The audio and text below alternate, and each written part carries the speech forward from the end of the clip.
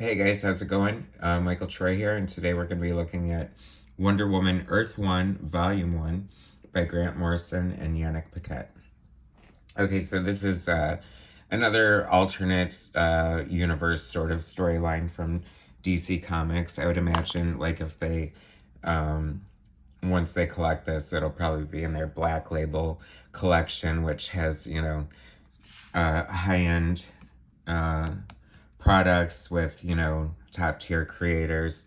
And Grant Morrison is arguably one of the, best writers in comic books. And Yannick Paquette is one of the best illustrators. So, and Nathan Fairbairn is his longtime collaborator and just an excellent chemistry between them. He colors his art perfectly. And so, volume 3, it's a trilogy, is coming out March 3rd, so I thought it'd be a fun time to look through the first 2 volumes. This is going to be part 1. Make sure you subscribe to my channel, please. I need all the help I can get, and hit like. And Yannick, I mean, this instantly shows why he's just one of the best. He's long associated with Wonder Woman. It was his first monthly gig, and he'll forever be tied to her for all the right reasons. He just captures her so beautifully.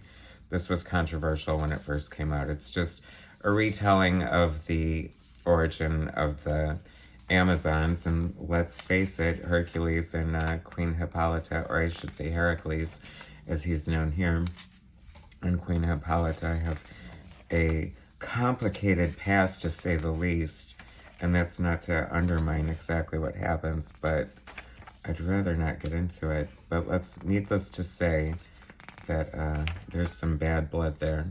Look how beautiful these illustrations are. It's so, I mean, just so ornate and so immediately draws you in. And I have to say that, this story is so good and different. And it's like Grant Morrison has just look at this beautiful Paradise Island. I mean, this is very reminiscent of sort of what George Perez brought to the mythos with all the columns and stuff. I mean, he didn't do that exclusively, but this looks very much in line with that. It's funny, I remember reading an interview with Grant Morrison, and he said that, his Amazons would look like supermodels, and I'm all for that.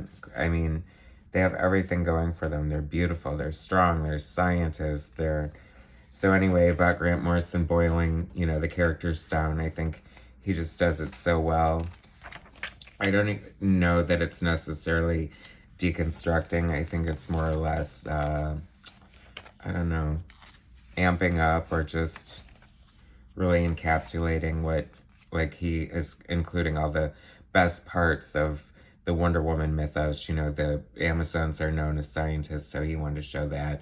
There's the famous purple ray that's pretty much, I believe, where they got their powers from initially. I think that looks like Cassie Sandsmark, but she's on a Kanga, and that's very early Wonder Woman, tip of the hat. It's funny because this is, an alternate universe, the Earth 1 series. So, and Grant wanted to sort of pay homage to her, the bondage in her, history, and just mention it. And because if you look at the early Wonder Woman comic books, it's pretty prevalent throughout the story, so I think it's cool. So here comes African American Steve Trevor, which was kind of controversial. I mean, I absolutely see no difference. It's funny, I think when Iris West was cast as African American on Flash, I didn't even flinch. I was like, oh, this is why it doesn't matter, because a good actress playing a good character, and that's all you need. Look, everybody loves Donna Troy. Poor Donna Troy always got the short end of the stick, and that's a great design there. She looks very, very much like a nod to her original costume, but also her George Perez costume. I love it. I hope she's in the 3rd volume a lot. She deserves her due. Somebody give Donna her due. Am I gonna have to do it? I would love to write a Donna Troy series. What could they do to fix her? My gosh, we'll see. That's a little crazy there. But anyway, did the part where she grabbed his crotch happen yet? It's so funny because this was met with so much controversy before it came out, and I think some social justice warrior got a hold of a copy and just like ripped it apart on the internet. Look, that is totally Yannick Paquette. I love Yannick Paquette. He's such a nice guy. I've interviewed him a few times. I hope he deserves his place in history as like the Wonder Woman artist. I wonder if any of the other creative team are in there. But this art is so striking. It's just really beautiful. I love the patterns that he's worked through here. It's very, you know, these are 3 hardcovers, and you know, obviously he put all his artistic talent into this. I mean, he draws beautiful looking people, but doing amazingly outrageous looking things. And that's what I kind of like about this Earth one, especially this take on Wonder Woman. It's very, you know, traditional, but updated and very heroic. So this is the new Etta Candy. At first I thought she looked a little like Rebel Wilson, but I read that Grant based her on Beth Ditto from The Gossip, and if you're familiar with that band. And that makes perfect sense that he would. But anyway, I love Etta Candy. I think she also deserves her due. I would love to see like Trina Robbins. Hi Trina. Draw like an Etta Candy miniseries that took place in 1942. Wouldn't that be fun?